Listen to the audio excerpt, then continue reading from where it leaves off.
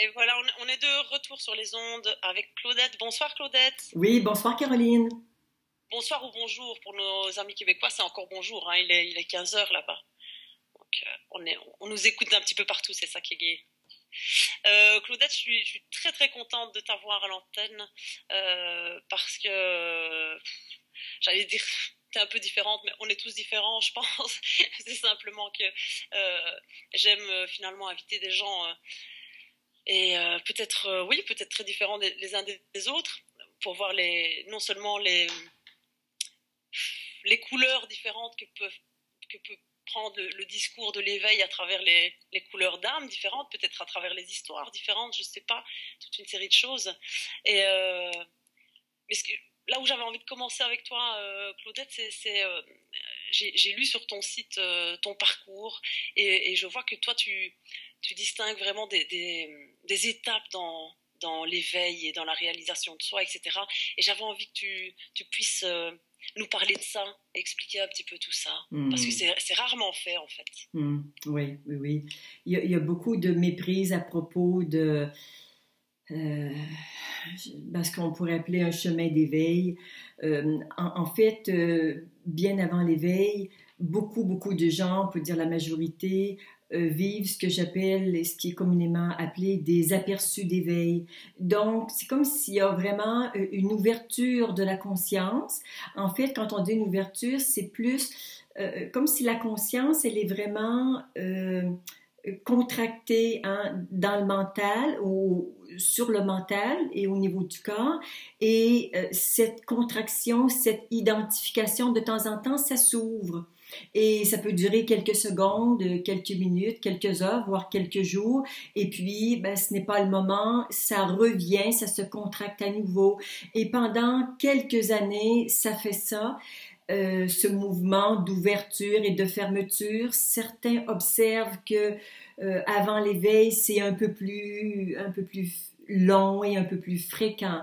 Mais on est toujours dans des aperçus d'éveil. Et comment je pourrais peut-être les définir ou mieux les faire comprendre, ces aperçus d'éveil?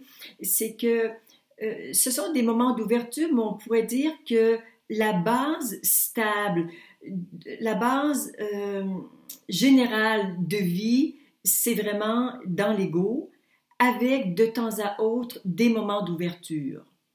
Alors, on est dans les aperçus d'éveil et puis arrive quelque chose que les bouddhistes appellent la première étape de l'éveil. C'est quand on est vraiment traversé par cette énergie spirituelle, quand cette énergie divine nous traverse très puissamment. Après ce moment-là, qui n'est pas encore l'éveil, on ne peut plus faire marche arrière et il y a vraiment quelque chose d'important qui s'installe, qui se produit. Il y a des transformations qui s'opèrent, tant au niveau des émotions que des croyances qui commencent à sauter, que la responsabilité par rapport à ce que je vis qui devient beaucoup plus importante. Alors, ce qu'on appelle la première étape de l'éveil, c'est vraiment quand on est traversé par cette énergie divine très, très puissante et qu'à partir de ce moment-là, pour la plupart des gens, les aperçus vont vraiment se multiplier. Évidemment, ce que je donne, ce ne sont que des tendances parce qu'il y a plein de cas de personnes qui ne vivent absolument pas l'éveil de cette façon-là, mais on peut dire que c'est une tendance qui est fort connue et fort reconnue depuis quelques millénaires. La deuxième étape, quand on y arrive, c'est ce qu'on appelle l'éveil. Et là, il y a vraiment un basculement de la conscience individuelle vers la conscience totale. Et à partir de ce moment, la personne est vraiment installée dans la conscience totale et elle se reconnaît en tant que je suis. Elle est donc éveillée à sa vraie nature. Mais l'éveil qui se produit à ce moment-là n'est, comme tu le disais tout à l'heure, absolument pas la fin du chemin. C'est plutôt le début de quelque chose que j'appelle une merveilleuse aventure spirituelle. avec la particularité que cette aventure, que ce chemin spirituel n'est pas vécu par quelqu'un, comme au temps de l'ego. Alors, il y a dans un espace tout à fait impersonnel, une incarnation tout à fait personnelle, et l'éveil se vit à la fois de façon impersonnelle et personnelle. Mais ce n'est plus quelqu'un qui progresse ou quelqu'un qui veut quelque chose, c'est que l'éveil est là et nous transporte. Dans cette deuxième étape, toutes les constructions, ce que les Indiens appellent des vasanas, toutes les constructions à propos de l'ancien ego ne sont pas dissoutes, ne sont pas libérées. Alors commence un travail de dissolution qui sera définitif. Parce que, oui, tu voulais dire quelque chose? Oui, j'allais dire quelque chose. Oui. Merci. Avant que tu n'ailles plus loin, je dis pour ne pas faire trop marche arrière après. Okay. Est-ce que quand il y a cette vision du je suis, oui, et que ça repart, est-ce que c'est quand même l'éveil, ou est-ce que l'éveil est quand cette vision du je suis reste stable dans cette deuxième étape, je pense? Ouais, c'est ça. C'est intéressant parce que là, on touche à autre chose qui est l'éveil progressif versus un éveil qui est plus radical. Alors, un bon nombre de personnes ne peuvent pas mettre un moment précis sur le moment où il y a eu ce basculement de la conscience, mais c'est comme si la conscience grignote des petits morceaux petit à petit et sans trop s'en apercevoir. Donc, c'est vraiment la différence entre l'éveil progressif et un éveil radical où on sait que à tel moment, il y a eu vraiment un basculement de la conscience. OK. Oui. D'accord. Je ne suis plus autant laiteux du coup. Je pense que tu expliquais la troisième étape déjà. Non, j'étais à la deuxième étape. Alors, je t'en prie. Ouais. Alors, ce que j'ai pu observer, et j'en parle bien sûr dans les deux livres que tu as cités au début de l'émission, que je ne trouvais pas dans les livres de spiritualité l'information qui éclairait ce que je vivais. Et c'est d'ailleurs un peu pour cette raison que j'ai écrit Chemin d'éveil. Ce livre contient l'information que j'aurais aimé avoir dans mes mains après l'éveil pour comprendre ce qui m'arrivait et le processus qui est en train de vivre à travers moi, un processus qui est tout à fait impersonnel. Alors, évidemment, comme beaucoup de gens, je croyais que pour moi, l'éveil était évident. J'ai su un matin, après avoir vécu 3-4 événements très, très, très forts, que c'était l'éveil, qu'il y avait eu ce basculement et que c'était fait. Donc, je n'ai jamais eu de doute sur le fait que j'étais éveillée quand ça s'est produit en août 2006. Cependant, je dirais, se sont mélangés des moments d'amour, des moments d'extase mystique, des moments de joie grandiose, des moments de paix. Et aussi, à certains moments, on commençait à revenir des trucs de l'ego que je connaissais bien. Alors, je me suis demandé, mais qu'est-ce qui faisait que ça se produisait, alors que je ne pouvais absolument pas remettre en doute le fait que j'étais éveillée. Et là, j'ai commencé à chercher sur Internet et à trouver quelques informations. Et pour me rendre compte que finalement, il y avait encore, je dirais, de ces cristallisations ou de ces formes pensées qui appartenaient à l'ancien ego, qui venaient se présenter à la conscience pour être dissoutes, mais définitivement. Et on peut voir que beaucoup de travail qu'on a fait sur soi avant l'éveil, ce n'est pas définitif. Par contre, ce que j'ai observé, c'est que les choses sur lesquelles on travaille après l'éveil, c'est vraiment définitif parce que comme il n'y a plus d'ego en construction, il n'y a que la fin de la déconstruction de l'ego, alors le travail, il est définitif. Alors pendant cette deuxième étape de l'éveil, j'observais que certains moments, il y avait l'ancien ego qui revenait. À d'autres moments, il n'y avait plus d'ego du tout. Alors, j'étais simplement en silence, posée, et c'était évident qu'il n'y avait pas d'ego. Et puis, quand j'écrivais justement ce livre Chemin d'éveil, je voyais que dès l'instant où je me mettais en mouvement, il y avait un ego qui était là pour agir, mais c'était ce que j'appelle l'ego deuxième génération, un ego qui est vraiment un serviteur du maître parce que le maître s'est levé.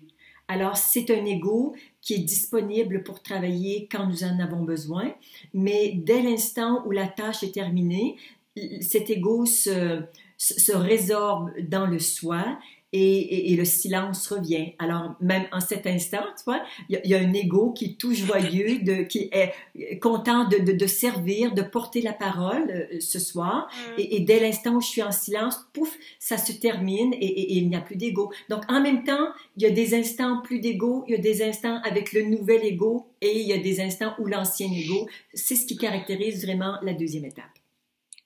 Est-ce que cette différence entre l'ancien ego et le nouvel ego, on va appeler comme ça, ouais. dirons-nous, est-ce que cet ego, il est juste, comme tu dis, pour se mettre en action, mais la différence, c'est qu'il est plus en réaction? Oui, d'une part, il est plus en réaction et d'autre part, il prend ces informations non pas dans le mental où sont engrangées d'anciennes informations, les conditionnements et tout ça, mais il prend vraiment... je dirais, ces élans, ces intentions dans la source, dans la conscience source. Et donc, ces actions ont pour caractéristique d'être gratuites, d'être détachées et d'être juste un élan de la vie qui nous traverse avec beaucoup de spontanéité et de fraîcheur. On pourrait appeler ça un ego pratique, quelque chose comme ça? Oui. C'est pas juste, oui. Qu'est-ce que tu mets dans le mot pratique? Qui permet d'agir, quoi, tu sais, de fixer un rendez-vous, de vivre la vie de tous les jours avec les choses qui sont indispensables, quoi, oui, de faire. Parce que il est pratique parce que le but de l'ego, c'est vraiment d'agir. Donc, tant que nous sommes incarnés, nous avons besoin d'un ego. Et donc, par exemple, s'il s'agit de prendre un rendez-vous, il n'y aura plus, comme avant, l'anxiété. Est-ce que c'est bien? Est-ce que je vais être bien? Est-ce que ceci? Est-ce que cela? Bon, ça se fait d'une façon naturelle, libre et plutôt joyeuse. D'accord. Mais quand je dis pratique, c'est dire rendez-vous. Ah ben non, pas à cette heure-là parce que là j'ai autre chose. Et tu vois, avec une réflexion quand même. Oui, c'est ça. Alors, quelque chose qui est essentiel, mais bien sûr. Sans anxiété, sans... Oui, c'est ça. Le nouvel ego, il est bien incarné, bien dans le moment présent. Alors, il sait mieux que l'ancien ego tenir compte de l'instant présent avec tous les paramètres qui peuvent être considérés et parfois même beaucoup plus loin que ce que notre petite conscience individuelle pourrait savoir. Alors, s'il y a un élan pour prendre rendez-vous, pour rencontrer une seule personne, parfois on ne sait pas pourquoi on téléphone ou on envoie un mail à quelqu'un et spontanément, c'est la vie qui nous le fait faire et on est simplement des acteurs du grand jeu de la vie à ce moment-là. Mais il y a des actions à poser et on n'arrête pas d'agir parce qu'il y a l'éveil. C'est ça, c'est ça. Merci Claudette, c'est super clair. Je trouve que tu as vraiment une façon d'exprimer, d'expliquer ça très concrète. Merci. Et ça aide beaucoup. Ça aide beaucoup. Merci. Alors, je continue mon petit processus en 4 étapes? Oui, okay. Bien sûr. Alors, si on a dit qu'à la deuxième étape, il y a un gros nettoyage ou plutôt un grand travail de libération qui est fait, rendu à la troisième étape, c'est vraiment la fin du travail de libération de l'ego. Ouais, je peux le dire comme ça, parce que même après la quatrième étape qui est le grand éveil, nommé de cette façon chez les bouddhistes, et que moi j'appelle la réalisation parce que c'est comme ça que ça s'est nommé en moi. Donc, à la troisième étape, il reste vraiment peu de choses qui appartiennent à l'ego. Toute cette volonté d'être bien, même d'être libre, cette volonté de rendre service, volonté de ceci, de cela, cette ambiguïté en lien avec le libre arbitre, en fait, cette confusion, cette fausse croyance à propos du libre arbitre, c'est vraiment à la troisième étape que tout ça disparaît. Et puis, rendu à la quatrième étape, appelée le grand éveil, eh bien, c'est la mort définitive de l'ego.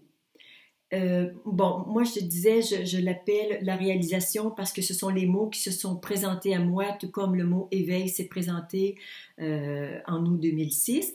Il a fallu peut-être 4 ou 5 ans pour arriver à la réalisation. Ce que j'ai vu, bon, j'ai eu un moment d'une grande libération, d'une grande décharge émotionnelle. Tu vois, ça disait en moi, pardon, je suis désolée. Bon, ça a duré peut-être, je sais pas, 20 minutes, une demi-heure. Et puis, je voyais que des choses ont bougé en moi dans les 24 heures qui ont suivi. Et c'est là que le mot réalisation s'est imposé. Et puis, je demandais en moi de comprendre vraiment ce qui est en train de se passer. J'avais besoin de concepts, de compréhension pour vraiment saisir ce qui me traversait. Et j'ai perdu mon idée. Bon, il y a le mot réalisation qui est venu. Et, ah oui, donc une image très forte qui m'est apparue. C'était comme s'il y avait une porte dans une maison, et cette porte, elle était complètement fermée avec un placo-plâtre. Au Québec, on dirait un Jeep Rock. Et puis, bon, il y avait... le mur était repeint, il n'y avait plus rien qui paraissait de cette ouverture ou de cette chose qui a été l'ancien ego. Et là, j'ai eu vraiment la compréhension que l'ancien ego, c'était vraiment terminé. Puis, bon, j'ai lu un livre de Swami Muktananda qui confirmait aussi cet état. Donc, après la réalisation, il n'y a plus d'ego. Cependant, une chose est importante à dire. Bon, moi, ça fait peut-être 4 ou 5 ans de ça. Est-ce qu'il arrive encore des choses? Est-ce que je peux encore, à l'occasion, ressentir une peur, de la colère, un malaise? Oui, parce que je suis un être vivant, bien incarné. Les émotions me traversent, donc ça ne s'accroche pas, ça ne dure pas. Mais bien sûr, je suis traversée par toutes les émotions de tous les êtres humains, avec surtout la différence que ces émotions ne s'accrochent pas. Et il m'arrive de trouver, et c'est vraiment mon plaisir de le faire, d'aller trouver des vieilles croyances, des conditionnements, des mémoires anciennes, des mémoires akashiques, dans des mémoires des vies antérieures. Je ne fais pas partie des éveillés qui croient que les vies antérieures, ça n'existe pas. Pour moi, j'en rencontre et j'ai fait ce nettoyage encore il y a quelques années. Donc, le travail se poursuit. C'est un travail que je trouve absolument passionnant parce que la conscience ne cesse de s'approfondir et de se purifier et je vois qu'il y a sa œuvre en permanence en moi. Merci Claudette pour ça. Et d'ailleurs, en toute logique, il n'y a pas de fin finalement. Non. À ce jeu, même à l'éveil, à cette conscience qui grandit. Non. Il n'est pas censé y avoir une fin. C'est infini. Le véhicule dans lequel cette conscience est incarnée, ce qui caractérise cette conscience, c'est qu'elle est illimitée, qu'elle est infinie. Alors, le corps, bien sûr, il dure généralement autour de 75 ou 80 ans. Nous avons bien sûr une âme. Pour moi, il est clair que nous avons une âme. Moi, je contacte, je parle à mon âme, je peux dialoguer avec, demander quelles sont ses aspirations. Bon, l'âme dure beaucoup plus que le temps du corps parce que pour moi, c'est clair que l'âme se réincarne. Mais l'âme est un outil d'incarnation au même titre que le corps. Mais tout ça n'est pas ce que je suis. Il n'y a pas de mot après je suis. Ce que je suis est un espace lumineux, infini, intemporel, immortel, c'est ce que je suis, c'est ce qui est en train de vous parler, mais je dirais, dans cette vie d'être incarné, nous avons besoin d'une âme, d'un ego, d'un corps, d'un esprit. Donc, nous avons besoin de tout ça pour vivre cette vie sur la planète actuellement. Ce qui veut dire que finalement, l'ego, l'âme, etc., tout ça est inclus dans le je suis. Oui, tout ça prend sa source dans le je suis. Et tout ça est animé par le je suis. Le je suis, j'aime bien aussi parfois lui dire simplement, c'est la vie qui est tout à fait neutre et impersonnelle. C'est comme la vie dans un sapin ou dans un bouleau, c'est la même vie, sauf que quand elle traverse un végétal, un arbre en particulier, ben ça donne un arbre spécifique. Donc la vie, c'est ce que je suis. Et quand vous regardez la forme Claudette, vous regardez juste une apparence, une parmi les 7 milliards des apparences de je suis. Mais ce que je suis n'a pas de forme et n'a pas de limite. Je posais cette question parce que peut-être pour les éveillés qui ne voient pas la réincarnation, qui ne voient pas l'âme, c'est dans une vision absolue, dans une vision d'absolu. Oui. Alors, bon, certains ne la contactent pas. Je dirais quand on est issu de l'Advaita Vedanta, dans l'Advaita, il y a très peu de gens qui parlent de l'âme. Alors, ces gens-là ne la contactent pas ou n'y croient pas. Et je vois parfois des âmes d'éveillés qui sont tristes de manquer de reconnaissance parce qu'elles existent et bon, moi je peux les contacter et parfois les âmes sont bien tristes de ne pas avoir cette reconnaissance de la part des éveillés. Ça m'interpelle ça, ce que tu dis là. Ouais. Je trouve ça, j'ai du mal à imaginer qu'un éveillé ait une âme et qu'il n'en soit pas conscient.